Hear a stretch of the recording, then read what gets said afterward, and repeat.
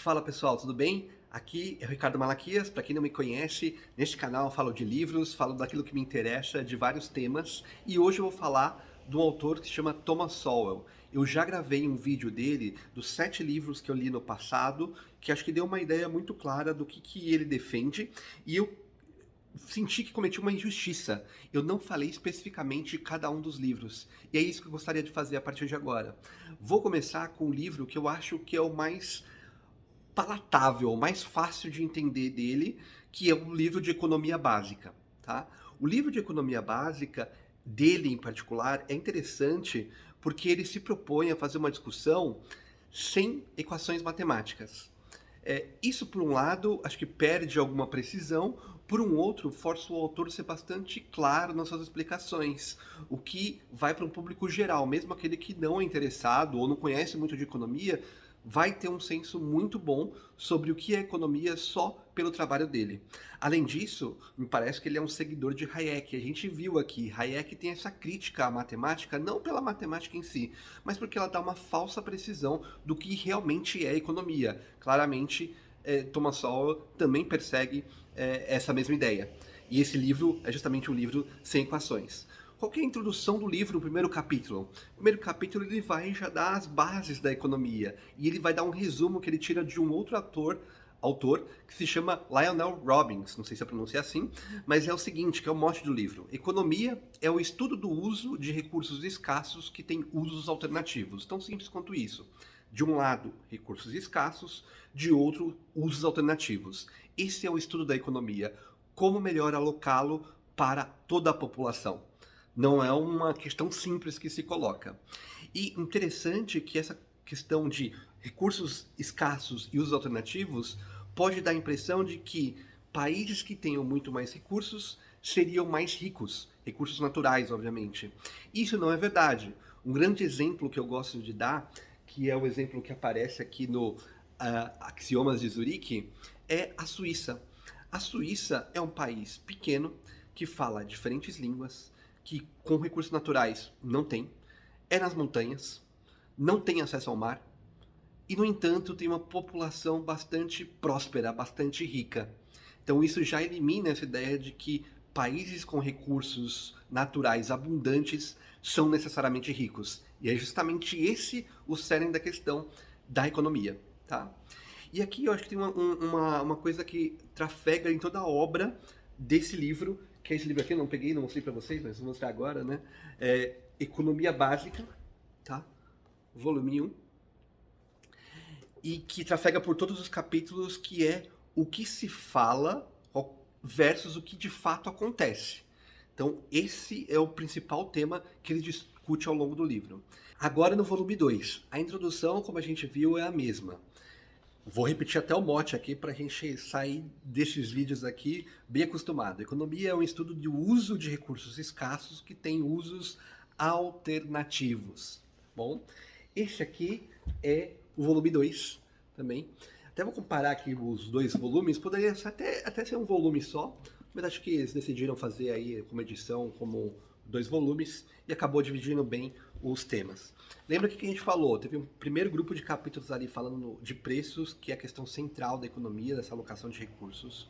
Depois ele vai pegar um grande pilar, que são a indústria e o comércio, e vai falar sobre isso, sobre a gestão de tempo e risco e sobre o trabalho e a remuneração, que para mim fazem um grande bloco, que é o bloco da indústria e comércio. Agora, no item 2, ele vai falar da economia nacional e do governo e da relação entre os diferentes governos, tá bom? Depois ele fala sobre questões específicas. Quais são os 4 blocos? Economia nacional, depois economia internacional, terceiro, uma passagem rápida pelas questões específicas e, por último, uma questão de história da economia, que é bastante interessante, eu já chego lá. Bom, o que permeia toda essa discussão? Um cuidado muito grande com o discurso do que se deseja, principalmente com os políticos, e muito ceticismo. Tá? Quando alguém fala que tal coisa vai melhorar a nossa vida, a gente precisa analisar se isso é verdade. Quando isso aconteceu na história, o que aconteceu, quando se controla preços, o que acontece, o que aconteceu nas outras vezes que se tentaram, porque uma coisa é o que se deseja e que os políticos falam, outra coisa é o que de fato Acontece. E a gente precisa evitar essas falácias, tá? Economia nacional. Falar de 3 temas. Sobre como se medir a economia nacional, sobre o sistema bancário, que é fundamental, e sobre o próprio governo, tá? Como se mede? Aqui ele vai falar sobre um tema bastante específico, que é a medição, como se mede toda a produção de recursos e produtos e serviços dentro de um país. A gente já viu que somente ter recursos naturais abundantes não significa riqueza. Então você precisa de medir de alguma forma. Ele vai falar sobre PIB versus o PNB. É uma diferença muito específica, só interessa aí para os economistas, que na verdade é uma diferença da balança comercial, do que você investe em outros países ou não. Vamos ficar com o nosso PIB, que é o que a gente está acostumado, que é o que tem mais abundância nos noticiários até agora, tá? Primeiro tem uma dificuldade muito grande de medir, né? Então são milhares de regras que ninguém entende direito, tá? Então se for lá no IBGE, ver quais são as regras de calcular o PIB, não é um negócio simples, tá? Segundo, que sempre ter em mente que existem mudanças e inflação. Quer dizer com isso? Às vezes tem um setor que está crescendo mais. Como a gente viu ao longo do século XX, a indústria dando espaço para os serviços. Isso precisa levar em consideração. Quando a gente vê o PIB lá no início do século XX versus o PIB de agora, tem uma diferença muito grande da proporção que tinha da indústria e serviços. Isso tem impacto no dia a dia. Então, quanto mais distante for a comparação de PIB em termos temporais, menor é a comparação que você pode fazer entre elas, porque mudou muito. Além da inflação, que sempre precisa ficar atento. É um PIB nominal, é um PIB real, né? Por último, um cuidado muito grande com a economia informal, que não está incluída no PIB. Muitas vezes fala assim, olha, tal grupo de pessoas está vivendo abaixo da linha da pobreza com menos de $1 por dia. Como é que eles fazem isso? Porque tem muita troca informal. Os vizinhos ajudam a construir uma casa, existe uma troca de alimentos, etc. Então, muito cuidado ao analisar PIB puramente e daí extrair insights sobre como as pessoas vivem de fato. Então, PIB ajuda sim, mas cuidado, todos esses cuidados que eu levei em consideração. Dificuldade de medir o todo, PIB versus PNB, mudanças de inflação e a economia informal. Então, esse é o primeiro bloco aqui quando a gente fala de economia nacional. Segundo bloco, sistema bancário. O sistema bancário é fundamental e não só como um cofre. O banco não é só um cofre onde você coloca o seu dinheiro para pegar depois, mas ele é um lugar que faz empréstimos. E o que é empréstimos? É pegar o dinheiro daqueles que querem poupar, ou seja, que não querem gastar agora para gastar no futuro, para aqueles que precisam do dinheiro agora para empreender. Isso é ótimo, porque pessoas que muitas vezes não têm uma ideia de empreendimento podem guardar o seu dinheiro e ser beneficiado por esse sistema que vai emprestar para pessoas que têm sim como é que eu diria, essa competência, esse hábito, ou essa vontade de querer fazer alguma coisa com aquele dinheiro que não seria possível fazer só com recursos próprios. Então, a alocação do dinheiro via empréstimos é fundamental. Interessante aqui que o banco, ele não empresta exatamente aquilo que é poupado. Então, se eu deposito R$1.000 no banco, ele pode pegar esses R$1.000 e emprestar mais do que esses R$1.000 para outras pessoas. Inclusive, ele pode emprestar para outros bancos que emprestam ainda mais. Este é até uma regra aí, que é o índice Basileia, que se define de quanto dos depósitos que eles recebem, eles podem de fato emprestar, que varia entre 10% e 20%, não sei como é que está esse número agora, mas se eu me lembro bem de cabeça, é algo entre 10% e 20%, que precisa ser deixado no banco para que, caso haja uma vontade de resgatar esse valor, você vá lá e consiga resgatar, e 2, porque o banco não fica emprestando aí a Deus dará, né? Senão o banco poderia ficar emprestando notas e criando dinheiro a partir do nada.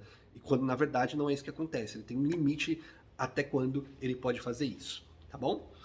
Esse é o segundo pilar aqui do sistema bancário. Vou falar ainda sobre economia nacional, sobre governo, e aqui tem uma discussão muito grande sobre governo, né? Claramente, a gente está falando que governo atrapalha, tá bom? Essa é toda a tese aqui que ele defende desde do livro 1 dos primeiros capítulos. No entanto, ele tem um papel fundamental, que é definir uma lei e uma ordem.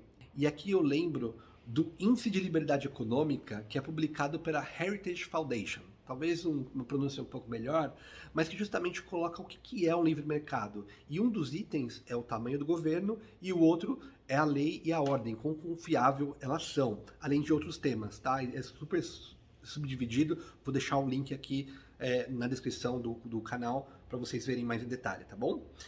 Então tem um papel super importante do governo, apesar de, quando ele fala de regulações, de impostos, ele distribui recursos de uma maneira pior do que se não houvesse essas coisas, porém, quando se fala de lei e ordem, super importante. E um outro tema que também está nesse índice é o tema de propriedade privada, onde aqui a crítica que ele faz é: será que propriedade privada só favorece os ricos, os mais ricos, ou também favorece os mais pobres? E ele coloca aqui que, claro que favorece os mais pobres. Não é uma defesa só para aqueles magnatas que a gente não possa pegar os recursos deles, né? Isso beneficia toda a sociedade. Não só porque as pessoas podem trabalhar e conquistar aquilo que é seu, ter a clareza daquilo que você trabalha é seu é muito importante. E dois, uma alocação melhor de recursos acontece quando tem propriedade privada. Porque aquele que não usa o seu bem para o melhor impacto da população, ele vai ser deixado para trás, pessoal. Então imagina que você tem duas pessoas que plantam, né? Se uma tem uma produtividade muito maior, ela vai alimentar mais pessoas, enquanto a outra, se ela ficar fixo, não tiver o direito de propriedade privada, ela vai sequer poder vender aquilo ali. Então, uma alocação centralizada não define o que é melhor como alocação de recursos e, portanto, com a riqueza de um país. Tá? Ou até falando de uma maneira, minha anotação aqui que eu fiz, que é cachorro de muitos donos morre de fome, que é justamente o que acontece quando você não tem um direito à propriedade privada, vide todas as coisas públicas aí que a gente tem no nosso país. Teve uma discussão aqui importante sobre o que ele chama de, ou que os economistas chamam de externalidade. Essa é uma discussão que volta e meia aparece. Fala assim, olha, talvez regulação não seja melhor para a alocação dos recursos, mas ajuda na externalidade, por exemplo, as poluições de rios e do ar. Né? Será que se eu deixar o livre mercado as pessoas não vão poluir o ar, não importa, porque eu não tenho controle daquilo ali, e vão fazer o que eles bem entendem para ter um maior lucro? Né? Lembre de novo, não demonizem o lucro. Mas independente disso, aqui sim, eventualmente, eu posso ter um papel importante do governo. Agora, são muito limitados. E não necessariamente o governo precisa fazer isso. Talvez aqui é a sacada dele. Tá? Você pode ter associações de indústrias que umas controlem as outras do quanto, por exemplo, vai ser o nível de emissão de gás carbônico naquela região, ou o nível de poluição que vai acontecer nos rios, se zero ou não, ou o que precisa ser feito para diminuir isso. Então, necessariamente, o governo precisa fazer esse papel. Eu acho que isso é uma discussão importante, que muitas vezes não se fala isso, né? Na mídia, eu acho que aqui no Brasil tem uma associação de mídia que se faz algumas restrições, é um acordo entre cavalheiros, digamos assim, entre as pessoas ali, que delimitam o próprio livre mercado de mídia. E o último tema de economia nacional, ainda no item governo, são as próprias finanças governamentais, que é muito louca, porque eles só gastam, eles não têm receita. Então quando se fala que governo não gera nada, de fato ele não gera nada, ele só arrecada impostos e gasta. Tá? E os incentivos que ele tem para isso são muito ruins, porque eles gastam dinheiros que não é deles para coisas que eles não vão utilizar e não tem qualquer feedback se eles estiverem errado, que é o feedback do lucro e dos prejuízos. O governo não tem lucro e prejuízo. Por isso que é muito difícil iniciativas do governo darem certo.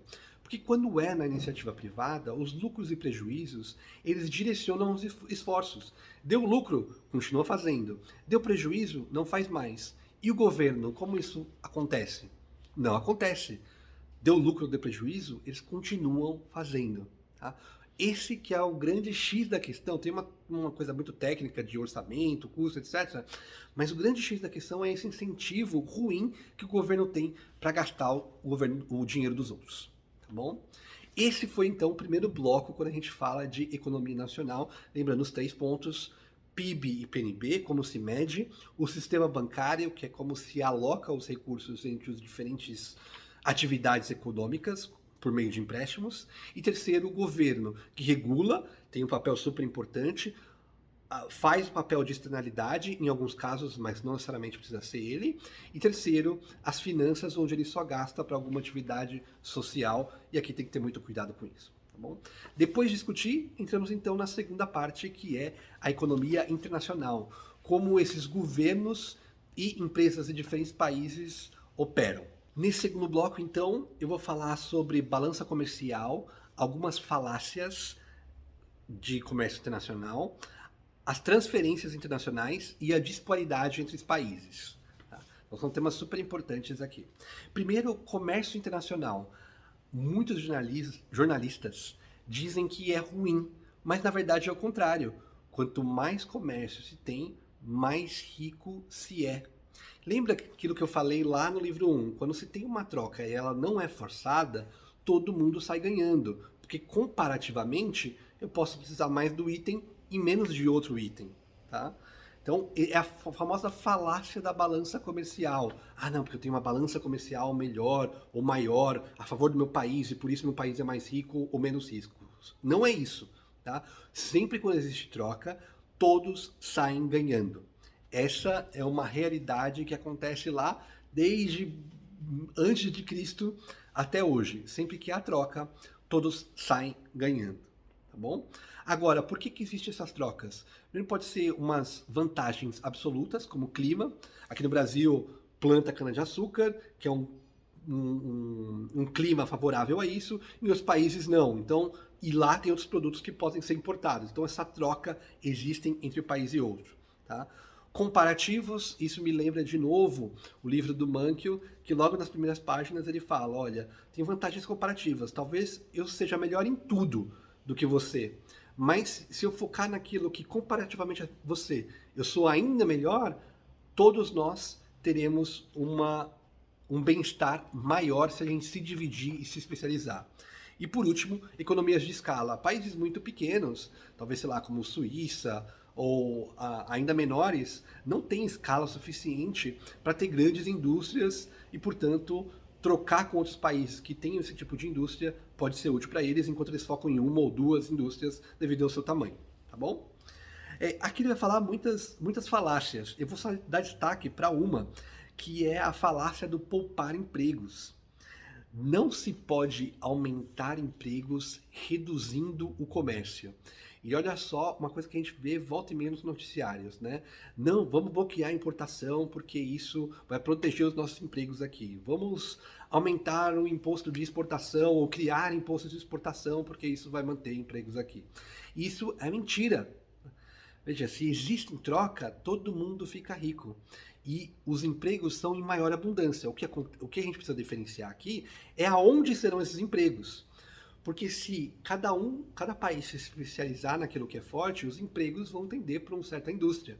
E talvez aquela indústria, sei lá, de brinquedos, por exemplo, se a gente abrir o mercado do Brasil para brinquedos e jogos de videogame, talvez tenham menos pessoas nessas indústrias aqui no Brasil que estarão empregadas nisso. Mas elas irão para outras indústrias onde o Brasil tem uma vantagem comparativa, ou absoluta, ou de escala. Enfim, os empregos eles vão se mover como um todo. Mas, no todo, isso não vai diminuir os empregos, isso é uma grande falácia. Tá? Além disso, tem uma outra grande falácia que a gente ouve sempre, na época do PT, isso foi muito discutido, que é a defesa da indústria nascente. Então, a indústria nascente no Brasil está desde 1960, está nascendo e não foi parida até agora. Então, aí mais de 50 anos e essa indústria não pare. Não vou falar mais sobre isso, tá? Transferências internacionais. Aqui tem um argumento muito interessante, que é a falácia do imperialismo. Eu vou falar mais sobre isso no terceiro livro, que é o livro Fatos e Falácias da Economia, mas aqui fica o recado de que essa ideia de que existe um imperialismo, onde os países ricos investem nos países pobres para tirar a sua riqueza, não faz sentido pelo simples fato de onde os países ricos mais investem. Neles mesmos, seja no próprio país ou em outros países ricos. Então, se isso fosse verdade, eles não fariam isso, só investiriam no país subdesenvolvido, como o caso do Brasil. Mas não é o caso, tá? Isso também é uma grande falácia dessa transferência, tá?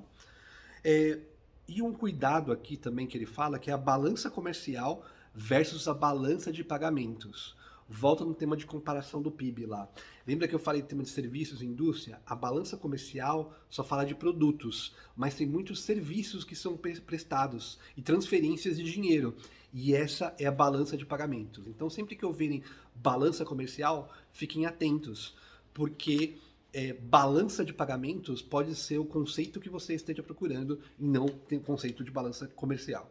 Por último, falar de disparidade entre países. Por que existem países ricos e países pobres? É muito fácil pegar a foto hoje e comparar os países. Mas o que deve ser feito é como os países se movimentaram ao longo do tempo.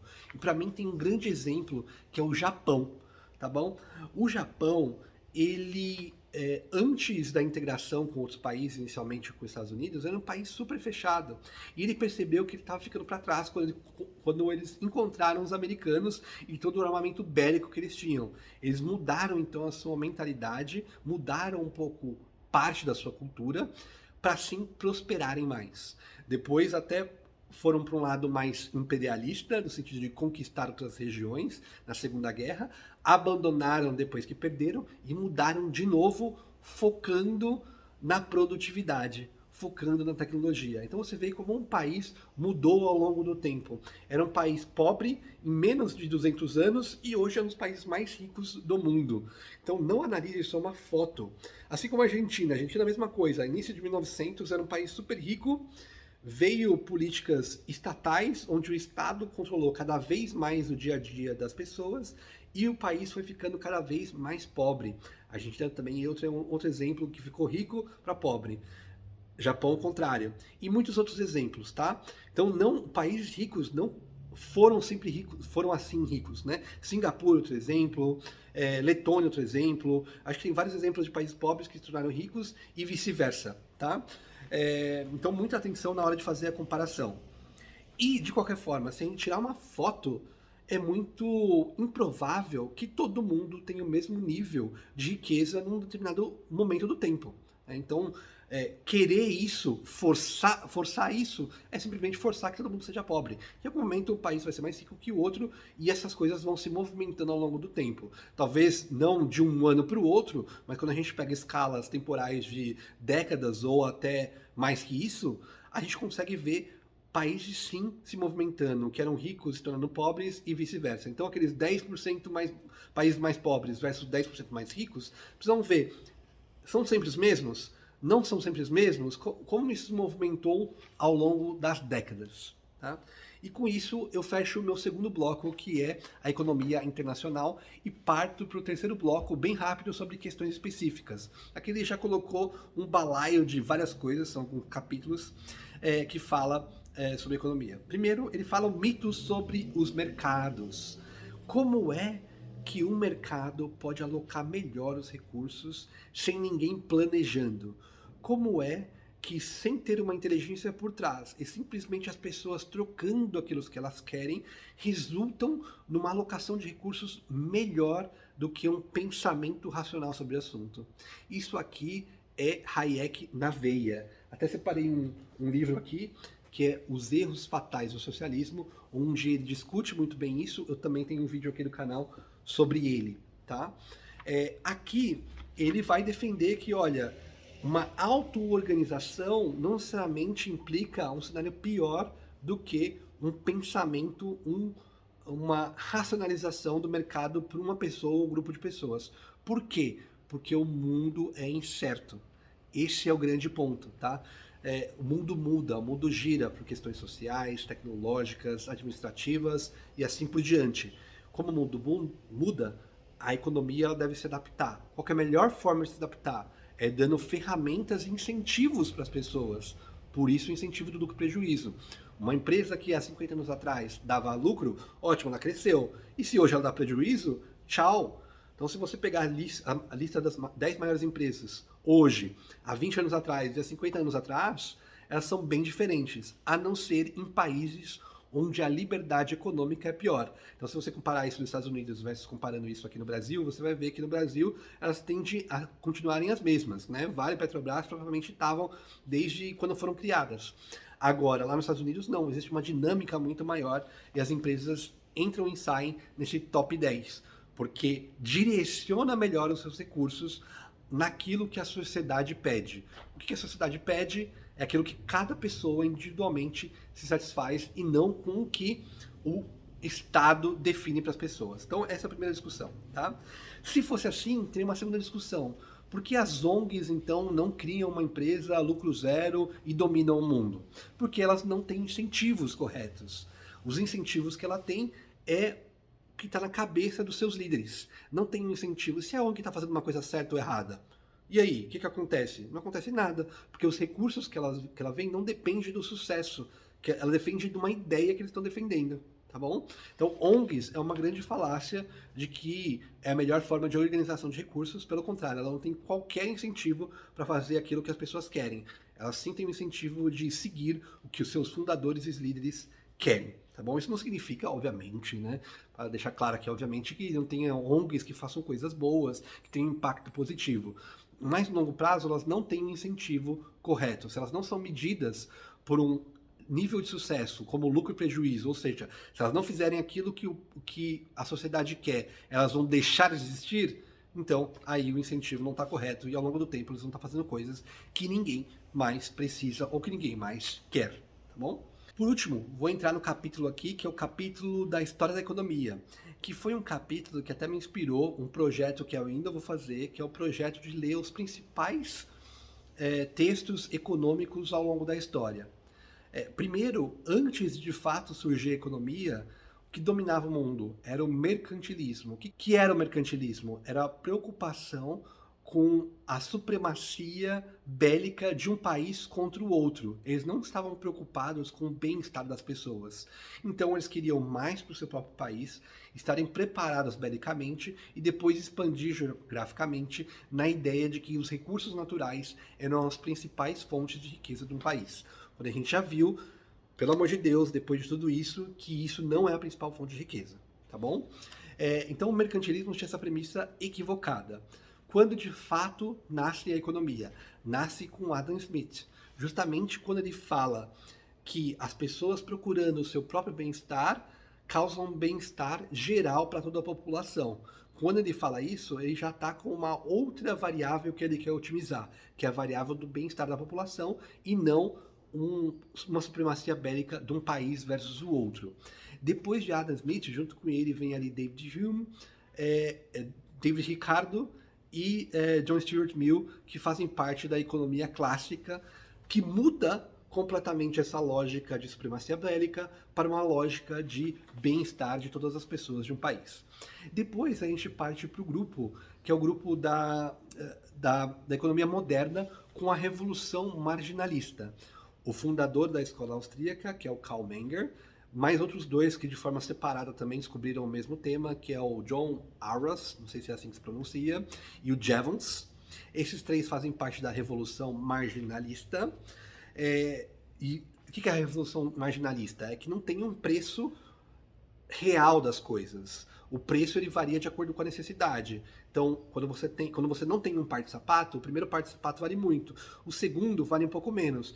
O 20º talvez vale muito menos. Então, por isso que as pessoas têm valores diferentes para coisas diferentes. Também tem aquela velha história. Quanto vale um diamante no meio do deserto versus água no meio do deserto? E por que no dia a dia diamante vale mais do que água? Né? Então tem uma questão de não valor real, valor intrínseco das coisas, mas é o valor à margem do que as pessoas querem. Essa é a revolução marginalista aqui nas minhas palavras, mas preciso explicar um pouquinho melhor. Mas esse não é o intuito aqui. Esse é um overview. Economia clássica, economia moderna. Economia moderna, a gente fala de revolução marginalista, depois a gente vai falar de teoria de equilíbrio, onde a gente junta oferta e demanda, depois a gente fala de Keynes, que é como o Estado e a macroeconomia podem influenciar no dia a dia. Acho que Keynes foi muito mal interpretado, mas enfim, vamos falar mais sobre ele no futuro. E Milton Friedman, que é quando volta ao tema de liberalismo, onde a economia ela funciona melhor quando ela não tem amarras, quando ela não tem regulamentações, quando as pessoas são livres para trocar, porque só as pessoas sabem o que é bom para elas mesmas. Tá? Milton Friedman e Mises também. Então, esse aqui, para mim, então a ideia aqui foi dar uma pincelada também na história da economia e falar sobre o mercantilismo, como disso passou para uma economia clássica, que foi a economia do bem-estar, e a economia moderna com a revolução marginalista, chegando a Keynes e essa discussão de Keynes e Hayek, que eu também gravei um vídeo de Hayek falando um pouco sobre isso, ainda vou falar mais, tá bom? E depois eu quero falar também do Brasil, quando eu falo ali de Celso Furtado, Caio Prado Júnior, que foram muito influenciados por Keynes, na minha interpretação, mas ainda bem que a gente tem economistas como Roberto Campos e Gustavo Franco, que são grandes expoentes liberais, que seguem, na minha opinião, não conheço ainda toda a obra, ou uma obra profunda, mas que seguem esses preceitos do liberalismo, que é a melhor alocação dos recursos. Tá bom? Ufa! Foi isso. Principal cuidado aqui, cuidado com os políticos e muito ceticismo das afirmações. Acho que essa é a mensagem principal de Thomas Sowell, essa é a mensagem principal em toda a sua obra, mas em particular na economia. É isso, caso tenham gostado, deixem seus comentários, deem um like, compartilhem e ajudem aqui o canal, tá bom? Obrigado, valeu!